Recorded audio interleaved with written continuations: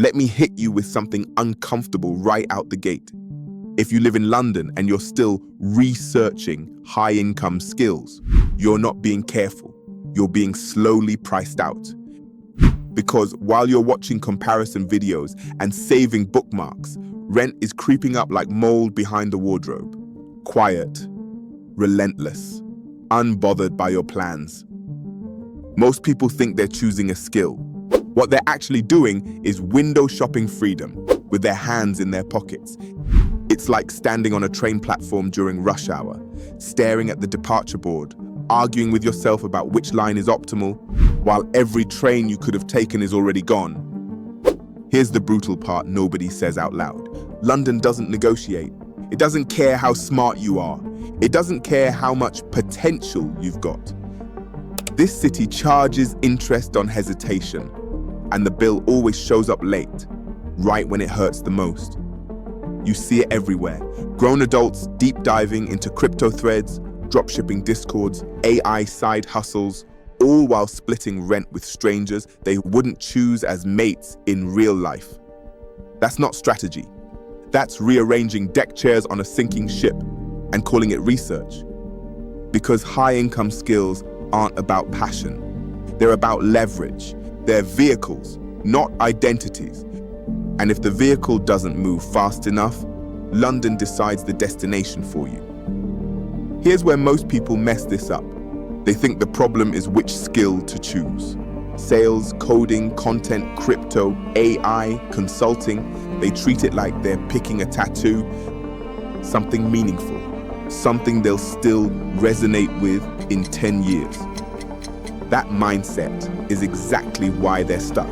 Because right now, you don't need a tattoo. You need a fire exit. You don't choose a fire exit based on aesthetics. You choose the one that gets you out before the smoke fills the room. Most people in London are already breathing smoke. They just haven't noticed yet. It shows up as constant low-level stress, that background anxiety that never switches off, the feeling that every night out costs too much, and every quiet night in feels like wasted time. That's not laziness, that's pressure. And pressure does something funny to people. Some adapt. Others freeze and start overthinking. Overthinking feels productive. It feels responsible. But it's usually just fear wearing a spreadsheet.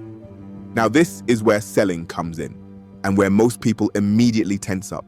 They picture some bloke in a cheap suit, clipboard in hand, chasing strangers down the high street, like he's collecting debt.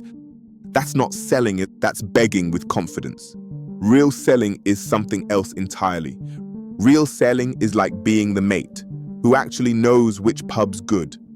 Not because you read reviews, but because you've been there, when the place was packed, and when it was dead quiet. You're not forcing anyone inside, you're just saving them from a bad night. Here's the part that really messes with people's heads. Selling isn't about convincing anyone to do something they don't want to do. That's a myth, and a lazy one. If someone's even having a conversation about a high-ticket decision, they didn't wander in by accident.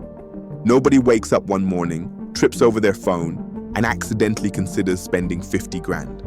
They're there because something isn't working. Something's leaking time, money, or self-respect. Your job isn't to create that problem. Life already did that for them. Your job is to help them look at it without flinching. That's why the best sellers aren't loud. They're calm. They don't rush to fill silence, like silence is about to expose them. They sit there, steady. The same way an experienced driver stays relaxed, while everyone else panics in traffic. London teaches this lesson brutally well. You've got penthouses with floor-to-ceiling glass, looking straight down at boarded-up shops, £7 coffees next to payday loan signs. That contrast creates tension, and most people can't stand tension. They joke, they waffle, they over-explain. High-ticket selling is the opposite. It's being able to say less and let the truth do the heavy lifting. Think of it like holding up a mirror, not to shame someone, just to show them what they already sense. But keep dodging around. When they finally see it clearly, the decision stops feeling forced. It feels obvious. And obvious decisions don't need pressure. They move on their own. This is why introverts quietly dominate at this level. Not because they're smarter, but because they're not terrified of pauses. Extroverts love momentum. They love energy. They love filling space. But high-ticket decisions don't live in noise. They live in stillness. They live in that moment where someone stops talking and realizes the thing they've been avoiding isn't going away on its own. Most people panic right there. They rush in with reassurance, discounts, motivation, promises. That's like grabbing someone mid-step as they're about to cross the road. Not to save them, but because you got nervous watching. The calm seller does the opposite.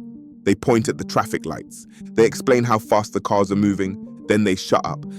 And here's the important bit. When someone says, "I want more money," that's almost never the real request. That's the headline, not the story.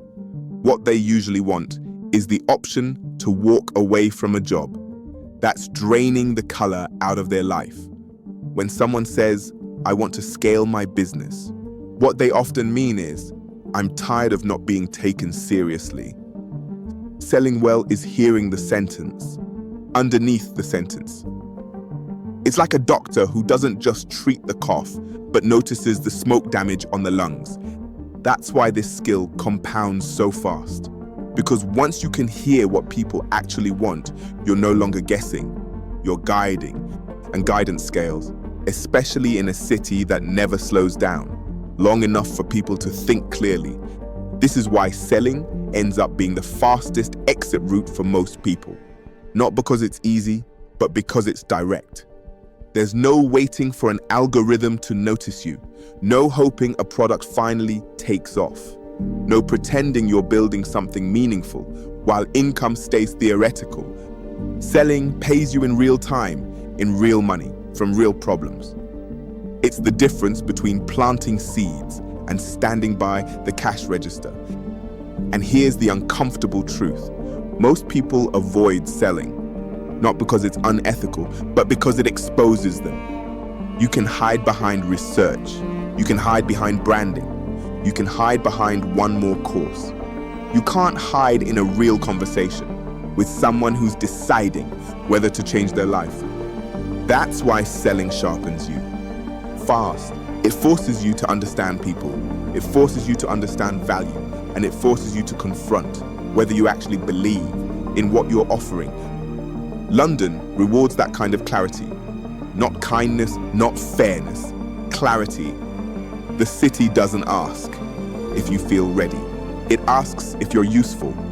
And usefulness gets paid. That's why people who crack this skill suddenly breathe differently. They walk faster. They stop apologizing for existing. Because when you can generate income by solving problems directly, the city loses its grip on you. Rent becomes a number, not a threat. Time becomes a choice, not a countdown. And once you feel that shift, you realize something sobering. You were never stuck. You were just avoiding the one skill. That doesn't let you lie to yourself. So here's the boring truth. And boring truths are usually the ones that work. There is no perfect high-income skill. There's just the one you actually commit to before the city commits for you. Most people treat skill choice like they're picking a personality, something that has to feel aligned, inspired, and Instagram approved. But skills aren't tattoos. They're vehicles. You don't fall in love with the car. You use it to get where you're going. Once you're out, once the pressure's off, once rent isn't the loudest voice in your head, you can change direction as many times as you like, but you can't pivot while you're still standing still. That's why the people who win aren't the most passionate or the most prepared. They're the ones who stop auditioning for certainty and start moving anyway. They pick something that pays. They get good at it. They let the results teach them the rest. And if this is landing, if part of you knows you've been circling the same ideas, watching the same videos, waiting for the moment it finally clicks, this is the moment. Not to agree, not to feel motivated, just to decide. If you want more conversations like this, the kind that don't hype you up, but actually move you forward, subscribe. And if this hit closer to home than you expected, leave a comment. I read them all. Because the fastest way out isn't knowing everything. It's picking something that pays and refusing to stand still.